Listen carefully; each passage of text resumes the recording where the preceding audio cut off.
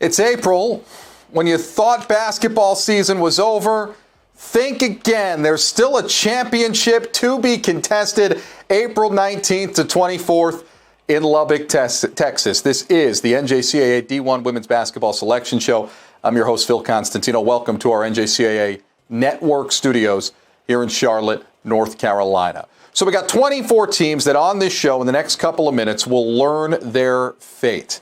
16 know they're going. They're automatic qualifiers, district champions. The other 8 are at-large selections. So there are a whole bunch of teams around the country awaiting their fate, waiting to find out if they will have a chance to compete for a national championship in Lubbock, Texas, April 19th to 24th. Let's take a check of the bracket. Let's not wait any longer. The games will be played at the Rip Griffin Center. All games will be streamed live on the NJCAA network in their entirety. Seeds number 1 through 8 earn a first-round bye into the second round. Seeds number 9 to 24 will have to play a first-round game April 19th or 20th. That's Monday and Tuesday for the right to advance to meet one of those top 8 seeds in the second round. The national championship game is on Saturday, 4 p.m. Eastern, 3 p.m. Central. Saturday, April 24th, again, down in Lubbock, Texas. Our number 1 overall seed in this tournament is Jones from Ellisville, Mississippi. 20-0 on the year, number 1 ranked in the final poll. The Gulf District champions throttled number 2 seed Coahoma 80-46 in the championship game. Not a whole lot of doubt that Jones would be the number 1 overall seed in this tournament. 5th straight region title for Jones. Here are the rest of the top 8 seeds that earned a first-round bye. Jones, number 1. Trinity Valley, the 2 seed. Chipola, the 3 seed. South Plains is the 4 seed. Northwest Florida State, the 5. The 6, South Georgia Tech. Shelton State, the 7 seed, and the 8th seed and final team to earn a first-round bye, Casper from Wyoming. Back to our bracket. Jones awaits the winner of the 16-17 game to be played April 19th, 10 a.m. Central Time. The number 16 seed, Western Nebraska, 15-5 on the year. The first of our 8 at-large selections to be revealed. Western Nebraska averages almost 84 points per game and is making its 5th straight appearance in the tournament and 17th overall, despite the loss to Casper in the district semis. Western Nebraska's best finish in this tournament back in 2003 finished as the national runner-up. And Western Nebraska will meet the number 17 seed, Iowa Western. 22-2 on the year in automatic qualifier, the North Central District champions. Down to Triton in a one-sided affair, 105-57 in the title game. Won it by nearly 50, and they put 6 in double figures that game. Last loss back on February 8th versus Moberly area, a team that finished top 15 in the country. Iowa Western is rolling, winners of 17 in a row. So the Western Nebraska Iowa Western winner advances to meet Jones on April 20th in the second round. Our guest is Missy Bilderback. She's the head coach of the number 1 overall seed, Jones. Coach, congratulations. Thanks for joining us. The number 1 overall seed. You've been in this tournament now 5 straight years. You've never yet been the number 1 seed. So how does that feel? I'm going to tell you, it feels pretty good. It feels pretty good. It's a great field and a lot of great teams in the tournament. So we're very honored and, excited about being able to actually make the trip to Lubbock this year. And, with COVID last year, the cancellation and all, but we are thrilled and honored and very appreciative of that honor. I was hoping for some spontaneity. There had to be a moment you received a phone call, and your reaction was what? I kind of thought there was a chance, with us being, ranked in number 1 in the NJCAA poll the last few weeks, but I wasn't sure, never know quite how the seeding's going to work. But but very excited just for our group of players and our team. And, they're very deserving and just a fun group to coach, a super competitive group, and just excited about them having the chance to come out to Lubbock and compete for a national championship. You're 20-0. You're unbeaten. Do you ever discuss with your team the fact that you haven't lost yet this year? Not really, to be honest. We just try to approach it, and I know it's kind of cliche, but we just take what's in front of us that day and try to be the best we can be each day. And we feel like if we'll do the little things and not get caught up in things that we don't have control over and those things, then we'll have an opportunity to be successful. But really don't focus on that a lot. We had obviously a big goal of winning the Region 23 tournament and just getting back to the national tournament. So that's really been mostly our focus. And then, we'll shift that focus a little bit this week and start preparing for an opportunity to come out and compete, at the highest level with the best teams in the country for a national championship. You're hoping to be the first team since Trinity Valley in 2012 to win an unbeaten national championship. Why is Jones in 2021 the team that's going to do it? Well, I'll say this. Obviously, there's a lot of great teams out there. And so, like I said, we're very honored to be selected as the 1 seed. But moving forward, that doesn't mean a whole lot. We're just going to take that first game, whoever that first opponent may be, and go from there. But I do believe in this team. I'm confident in them. They're a fun group to coach. They love to compete. And we've got a lot of talented kids. We've got a great team. It's not just 1 or 2 kids that are carrying us. Our whole team has been very consistent, and we'll defend. And I think you've got to be able to defend to win a championship at this level. And so I really like our team. They've been a fun group, and just excited to see what's ahead and what we're capable of. In the district championship game, you held your opponent to 21% shooting. You talked about defense. You want to defend. What sets your defense apart?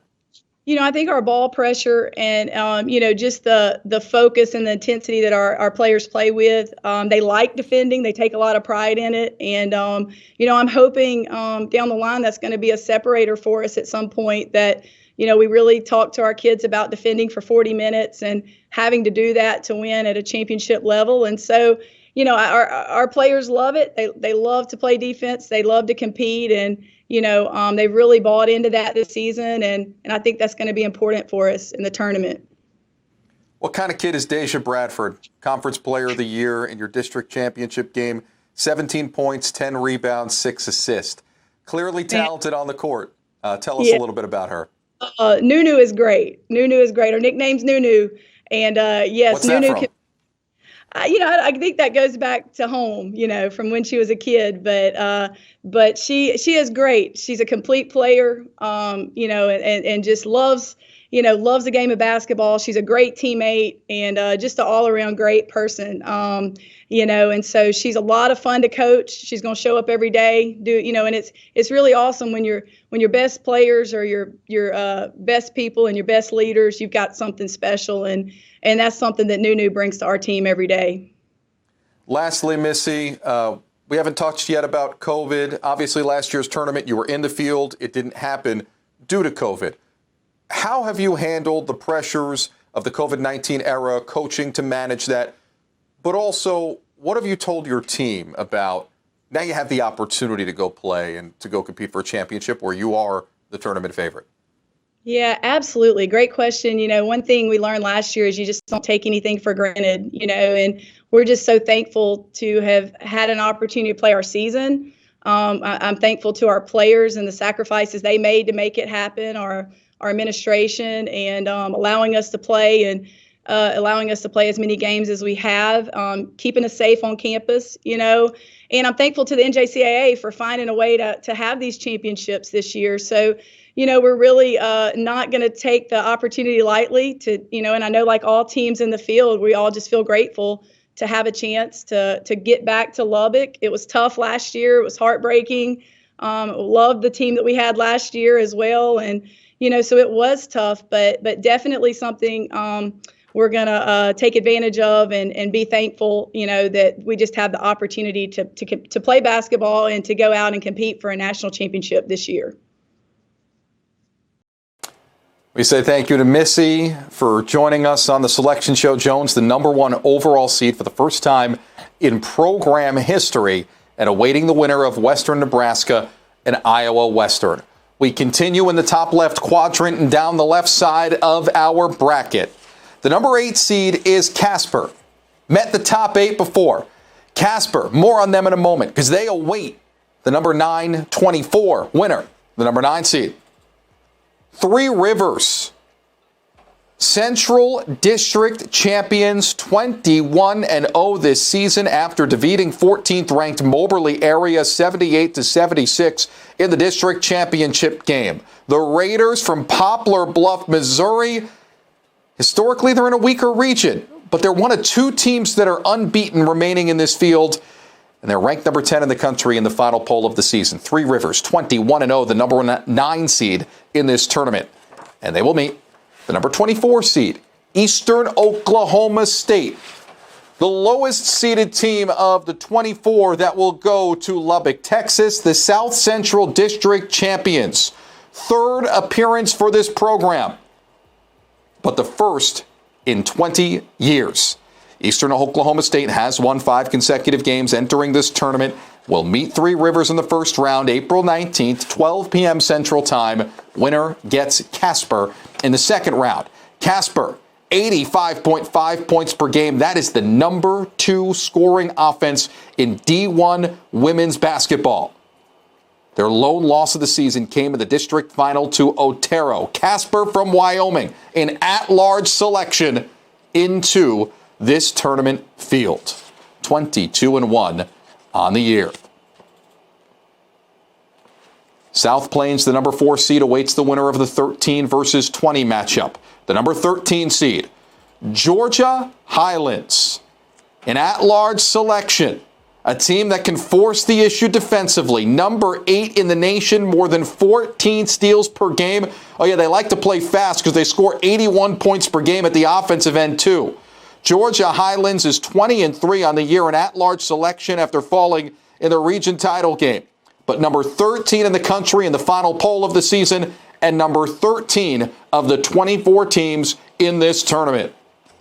The 20 seed, Southern Idaho, the Rocky Mountain champion, making its first national championships appearance since 2016.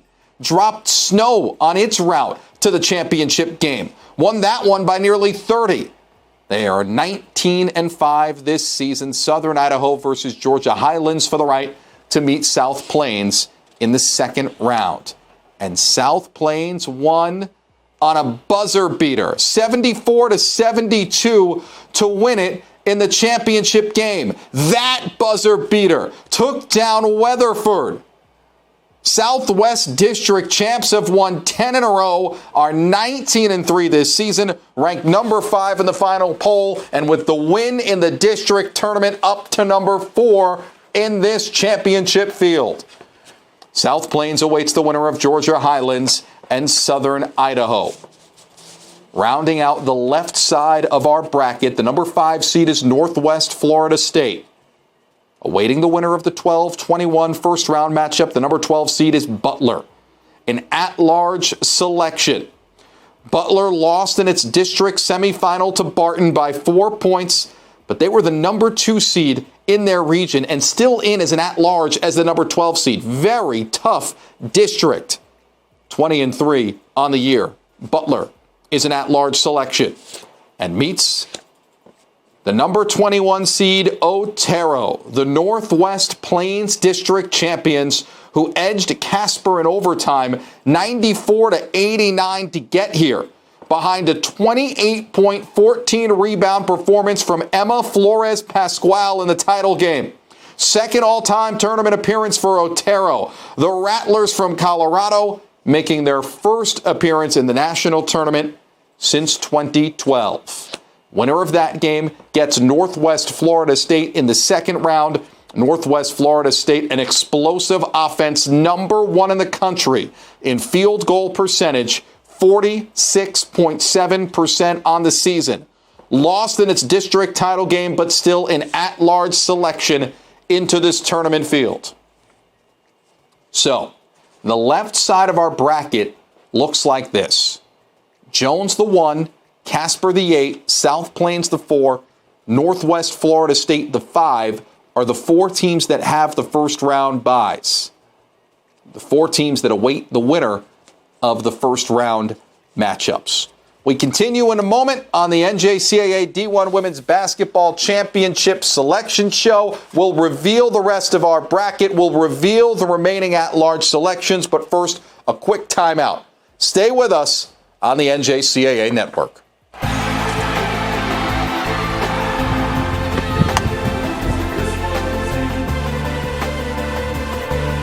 Over 30 majors in 4 divisions. Nursing, education, criminal justice, exercise science. This is one of the very few schools to honor leadership with scholarship. Our students go out into the world with confidence. I know who I am. Pfeiffer has it all.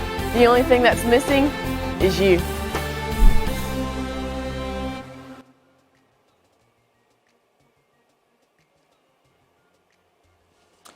That's the left side of the bracket. Jones, the number 1 overall seed. We continue to the right side of our 2021 NJCAA D1 Women's Basketball Championship. Trinity Valley, the number 2 overall seed. The Mid-South champions await the winner of the 15-18 first-round matchup. We promised more at-large selections. Here we are. Gulf Coast State. Just 12-9 on the season, but they come from a very tough region, so no surprise, in as the 15. They're the last champion back in 2019 before the 2020 tournament was canceled, led by then head coach Mary Rooney Scoville, who had a phenomenal career but has since retired. First-year head coach Kayla Petrie picked up where Scoville left off, Gulf Coast State back in the national tournament and playing for a championship. And Gulf Coast State will meet the number 18 seed, Miles, the North District champs from Miles City, Montana. Pounded Dawson, more than doubled them up in the championship game of that district. 85-41, the final score. Left no doubt. Miles making its program's 5th trip to the national tournament, 23-1 on the season. Gulf Coast State versus Miles in the first round. The winner gets through to face Trinity Valley in the second round. Trinity Valley, the Mid-South District champions, throttled Tyler in the district title game. You'll recall Trinity Valley last year was the number 1 overall seed in this tournament, 32-1 on the year before the tournament was canceled. Had high hopes. Well, the Cardinals, just as good this year. 19-2 overall, 26th total appearance in the national tournament, the 14th straight for this powerhouse program. Trinity Valley is right back in it as one of the tournament favorites and has a first-round bye awaiting the winner of Gulf Coast State and Miles. Shelton State, the number 7 seed, has a first-round bye and will face Wabash Valley. 20-3 on the year, the Midwest District champions disposed of Red Lake 94-84 in the district title game. They're top 10 in the nation in scoring, 83 points per game, and in the tournament, the Lady Warriors for the 5th consecutive time. Wabash Valley to meet the number 23 seed, Independence, champions of the Plains District. Their first tournament appearance since 1996. What a celebration it must have been after a victory over Barton 67-61 in the district championship game. The Pirates of Independence are 19-6 this season and winners of 5 in a row entering this tournament. Shelton State, the number 7 seed, has a first-round bye. The South District champions, historically really good. This is their 6th tournament appearance in a row and their 14th total. But that history, that success, that's all since 2006. All 14 appearances since 2006. They've only missed the tournament twice since. Shelton State, always good in the last decade plus. And there once again with a first-round bye awaiting the winner of Wabash Valley and Independence. Shelton State is into the second round. We still have 2 at-large selections to be revealed. We have 1 quadrant left of the bracket to be revealed. That's coming up on the other side of this break on the NJCAA Network.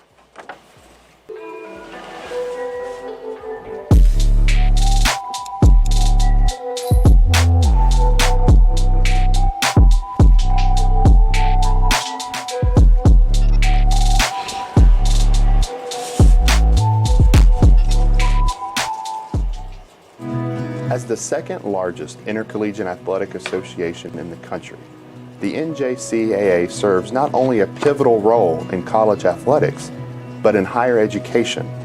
The NJCAA Foundation aims to move the association forward through resources, grant programs, and other special initiatives. Your gift to the NJCAA Foundation will make a difference and create opportunities. We're back in the NJCAA Network studios. We still have one quadrant of the bracket left to reveal. We still have two at-large selections left to reveal in this field of 24 that'll earn the right to play for a national championship April 19th to 24th in Lubbock, Texas. Let's not wait any longer. Let's get to that last bit. Find out who's going, who still has championship hopes. Chipola is the number 3 seed. We know that. The number 14 seed? An at-large selection, Moberly area.